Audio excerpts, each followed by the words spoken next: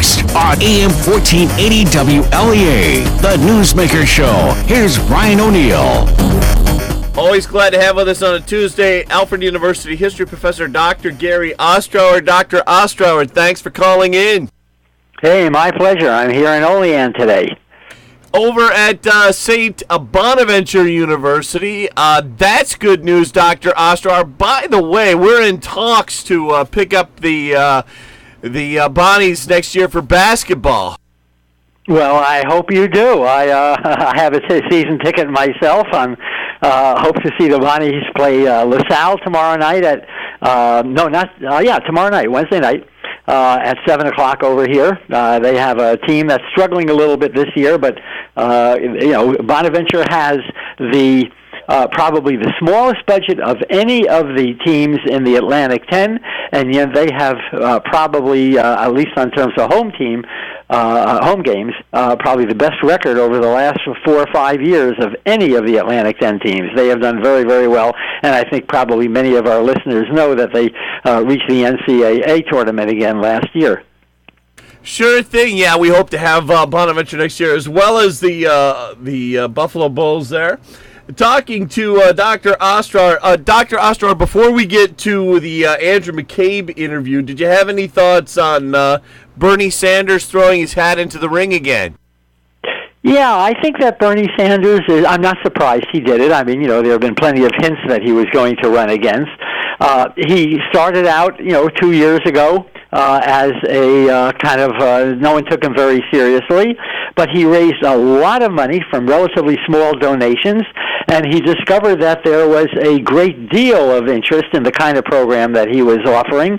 He calls himself a democratic socialist, and these days that means that, you support things like free college tuition and Medicare for all. The problem I think that Bernie Sanders is going to have in 2020 is that many other Democrats have now climbed onto that bandwagon. So he was on a two-lane highway in 2016. To his right was Hillary Clinton, and he was in the other lane. This year, there are going to be about probably 10 or 12 candidates in his lane, and it's going to be a lot more difficult for him to get traction in the way that he did back in 2016. Okay, moving on to the Andrew McCabe interview on CBS the other night. Well, Andrew McCabe, I find to be a very credible character. The president, of course, is claiming that that McCabe lied to the FBI, and he probably did. I mean, I'm not sure. I don't know a lot about that, exactly what he had said to the FBI. But there's very little reason, I think, at this point to doubt much of what Andrew McCabe is saying, and he's arguing, number one, that the White House is in chaos, and has been for some time, and I think that has been verified by, or at least confirmed in a sense, or reinforced by what many, many others have said, not the least of whom are virtually all of those people who have left the White House, and that includes people like Mattis, it includes people like General McMaster, but it's also, I think, reinforced by things we read in books like the book called Fear by Bob Woodward, who is an absolutely top-notch journalist. They are all, saying the same thing, that this is a president who does not read his daily briefings. This is a president who is in many ways not very well informed. And also, and this is, I think, something that we find in the McCabe book, it's a president who accepts the word of Vladimir Putin over the analysis of not only one of his intelligence agencies, such as the CIA, but numerous intelligence agencies. And I think that should be concerning to all of us, even those people who otherwise normally support the president. How about what McCabe said about Rod Rosenstein wanting to wear a hidden microphone and go talk to the president? Now, Rosenstein denied that, but McCabe said there was truth to that. Well, I believe McCabe. I think that Rosenstein has no choice but to deny it, at least if he were to stay within the administration. Now, Rosenstein made a comment just yesterday. It was a denial, but it wasn't much of a denial. What Rosenstein said, as I remember, is that he did not authorize he did not authorize a wire, that he would wear a wire when he visited the White House. Well, I think that's probably true. He didn't authorize it. And McCabe has already said that. He's confirmed that Rosenstein did not, quote, authorize it. But Rosenstein may have suggested it. And a suggestion is not the same as an authorization. And in suggesting it, he was apparently not kidding at all. I think, in other words, that there are a lot of people, certainly in the Justice, some people in the Justice Department, who had real questions about whether or not, after the Comey firing, whether or not the president was telling the truth, and whether or not the president was, and somehow perhaps more in league with some of those, Russian operatives than he was with members of his own government. I think that once again, the historians are going to have a field day someday with the Trump administration. But minimally, in respect to the Rosenstein issue, and by the way, I understand that Rosenstein may be out. He may retire by, or at least leave the administration by the middle of next month. I think that the McCabe reports are probably very much on the mark. Talking to Dr. Gary Ostrower. Are we too early to get into this day in history? Did you want to wait till segment 2? Yeah, let's wait until segment 2. I would like to make a comment, if I may, about the emergency declaration. Sure, go ahead. National emergency that the president made back on Thursday. This has gotten a fair amount of attention, but then a lot of other things have gotten a fair amount of attention over the last 2 years or so. But I think that of all the many, many things that have concerned me about the Trump administration, this probably is the most important, because the president at this point is effectively circumventing the Constitution. The Constitution says that appropriations, in this case for the wall, must come from the Congress. What the president has done is to essentially argue that there is an emergency, but it's not a real emergency. I think most of us know that the number of people crossing illegally into the United States from Mexico is down by 75% from 1998. Back in 1998, 1,600,000 people crossed that border. Last year, about 400,000 crossed the border. If it was a real emergency, the president would have pushed the issue somewhat earlier. He even said at his rather rambling press conference last Thursday that, he could have done this, would have taken longer, but he wants to do it right now.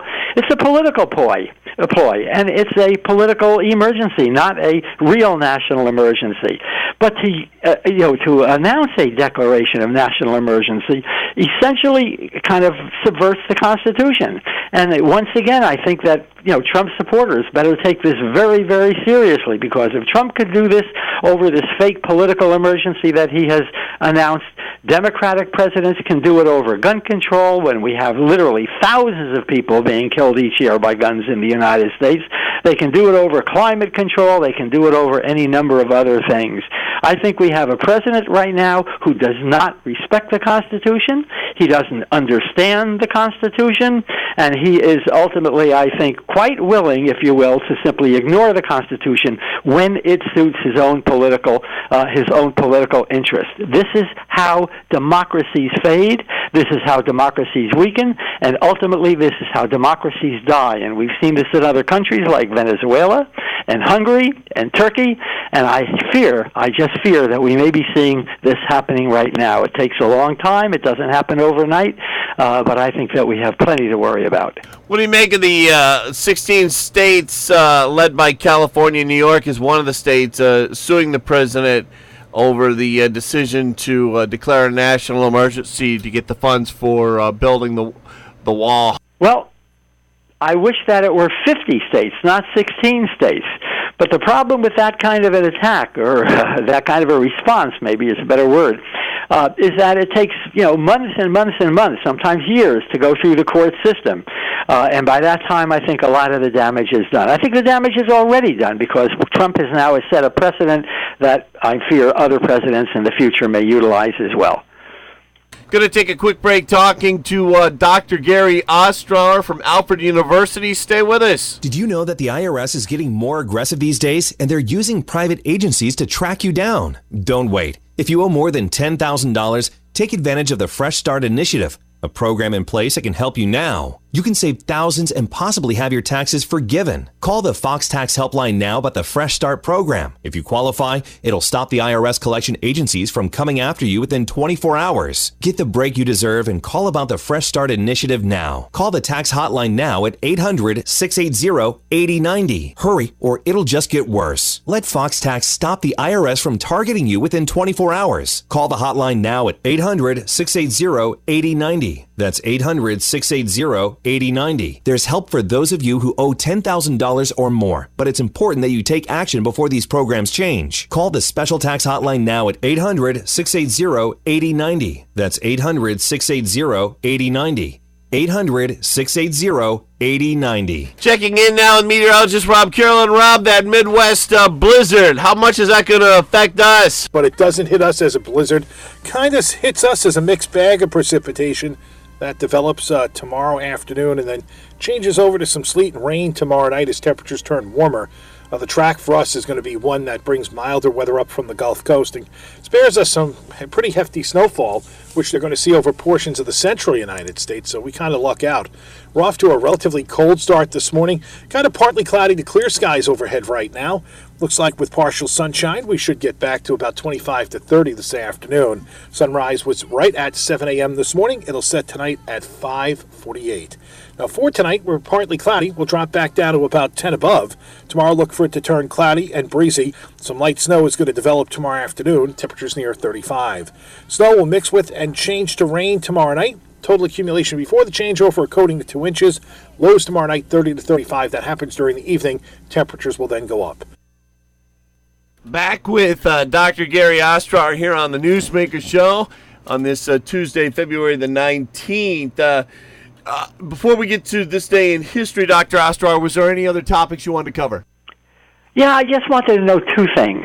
I was pretty disturbed, so to speak, this morning when I heard on the TV that Roger Stone, a close associate, of course, of President Trump, had put on his own website a photograph of the judge, the federal judge, who had, I guess, sentenced him, who's trying his case, and the photograph contained just above the photograph a crosshairs, a rifle crosshairs.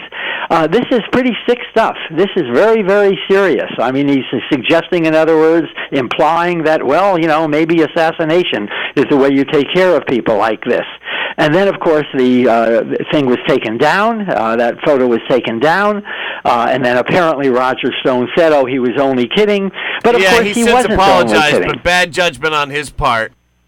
Yeah, well, it was more than bad judgment. I think that it says something about an individual. I think we learn a lot by, the things he does impulsively.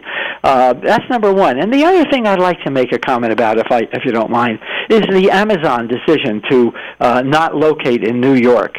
I don't know about the long run, but in the short run, I think that this is a dreadful event for New York City. I think that everyone knows it would have meant about 25,000 new jobs, working for Amazon.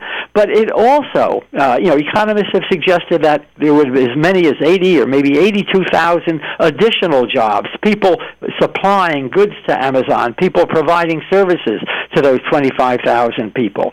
And I think that, cities like New York are not all that resilient. We don't know whether, this is going to have a long-term effect on New York. But I do want to mention, and I kind of say this as a historian, years ago, at the end of World War II, New York City had 44% of the people who worked in New York City. 44% of the jobs in New York City were manufacturing jobs. Today, that number is only about 3%. And to give you a very specific number here, again, in 1900, in the year 1900, there were about 300,000 textile workers in New York. Today, there are only 20,000 textile workers. Those jobs have gone to China. They've gone to Vietnam and to Bangladesh and to Indonesia. There were 90 breweries. There were 90 breweries in New York City back in the year 1900. Today there are 0. Many of our listeners may remember beers called Ballantine and Schaefer and Rheingold. All these beers were brewed in New York. That's gone, okay? And so, when New York City loses the kind of, the 25,000 jobs that apparently are not going to materialize now, that I think really hurts. And I think that, as historians are going to look back at this, they may be looking at the decline of cities. This is the way in which cities decline. So I think that, it's just a pity, I think, that the opponents of Amazon had gotten their way. I blame Amazon a little bit for not fighting more for its position in New York. And by the same token, I think that there is an issue, and I think that this is where the critics of Amazon have something to say. These large corporations, very wealthy corporations, come in and they get all kinds of tax breaks, and the taxpayers, in a funny way, are the ultimate losers here. But nevertheless, those jobs are not going to rematerialize, certainly not from Amazon, and I think that that's a real pity for all of us who live in this state. Yeah, I was surprised. Senator Kirsten Gillibrand came out yesterday in defense of Congresswoman Ocasio-Cortez on the issue of Amazon. Does that surprise you, Dr. Ostrower? No, again, I didn't quite catch what Gillibrand said. Can you repeat that? Well, Senator Gillibrand came out in defense of Congresswoman Alexandria Ocasio-Cortez. Ocasio-Cortez had been criticized by many, both on the left and the right, for trying to step on and squash the Amazon deal for New York City. I guess what Gillibrand is saying is that Amazon was pretty much looking out for itself and getting too many breaks. And Gillibrand says she's on the same page as AOC on the issue of Amazon.com. That just kind of surprised me. Well, look, reasonable people may disagree over this kind of thing, but the fact of the matter is that, Gillibrand is running for president right now, and she wants, support, I suppose, from the Democratic left. But I think that AOC on this one was very, very irresponsible. I think she did not do her own homework. I think there wasn't enough discussion with people right in Queens, not just people on the far left of the Democratic Party, but with many others as well. I think that Gillibrand is not going to be taken very seriously as a presidential candidate, and I think this just reconfirms in my own mind, from the little bit that you have said, that she maybe shouldn't be taken very seriously. Dr. Ostrower, on this day in history, 1942, President Roosevelt signs Executive Order 9066. That's kind of a famous one because, according to the History Channel, it led to the Japanese internment camps on the West Coast. Well, it was probably one of Roosevelt's less admirable measures over the course of the entire 13 years that he was president, almost 13 years that he was president. It was Japanese were put into internment camps. You can call them concentration camps. Many of those Japanese, in fact, most of them had been born in the United States. There's no reason to think that they were not loyal American citizens. It was done, German Americans during World War II were not put into internment camps. Italian Americans were not put into internment camps in spite of the fact that we were fighting Hitler's Germany and the United States had gone to war against Mussolini's Italy. But the Japanese were placed into those camps. Was it a, quote, racist measure? Yeah, you bet it was. And I think that, eventually, and I think it may have been President Clinton, I'm not sure, the U.S. government formally apologized. But by that time, of course, the damage had been done. By the same token, I might mention that there were Japanese Americans called Nishi who fought very, very well in World War II. They didn't fight in the Far East. They were sent to the Italian campaign. A fellow by the name of Daniel Inouye, who eventually became a very distinguished U.S. Senator from Hawaii, was seriously injured, along with a very non-Japanese American, namely a fellow by the name of, eventually Robert Dole, Senator Dole. Those Japanese Americans fought as well, as effectively as any American soldiers during World War II. I think it's a real stain on American history that we interned the Japanese during World War II in the way that we did. 3 years later, in 1945, on this day in history, the Marines invade Iwo Jima. What can you tell us about that, Dr. Ostrower? Well, it was one of the two most ferocious battles in the Pacific War, and there were many, many really, really ferocious battles in that Pacific War. In 1942, the assumption was that the U.S. would first turn its attention toward Germany, and then eventually, after the Germans were defeated, we would turn toward the Japanese. That didn't happen, and it didn't happen because of the American victory over the Japanese at Midway Island. The U.S. Navy sunk, and this is a battle that was never fought by the ships themselves. It was fought entirely from the air. The U.S. naval planes destroyed 4 Japanese aircraft carriers. And once they had destroyed those aircraft carriers, there was a reassessment of what we would do in the Pacific. By August of 1942, we were preparing for an invasion of an island called Guadalcanal. That turned out to be a 5-month battle, a very, very bloody battle, and in some ways it set the stage for what was going to happen later on. Iwo Jima, in February of 1945, was about 600 miles from the Japanese mainland. If we could take the island, we could establish a air base there, and we can use that air base as a way of directly attacking Japan, particularly with the B-29s, which were now the newest and the most long-range bombers that we had in our Air Force. It was a long battle. It lasted for about 6 weeks. I don't remember the exact casualty figures, but if I'm not mistaken, there were about 7,000 Marines who died, American Marines who died on Iwo Jima, probably close to about 70 or 80,000 Japanese who died on Iwo Jima. It was an incredibly tough battle. And that would be followed, I might add, beginning in April, with a battle at Okinawa, another island about 300 miles from Japan. And there, if I'm not mistaken, there were about 16,000 American casualties.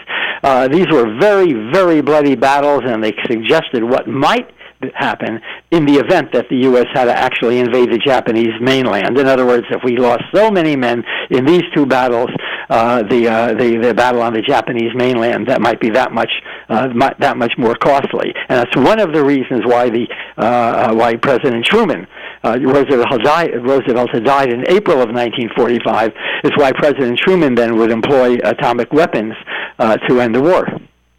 With that, we have to leave it. Dr. Ostrower, always interesting combining current events with history with you.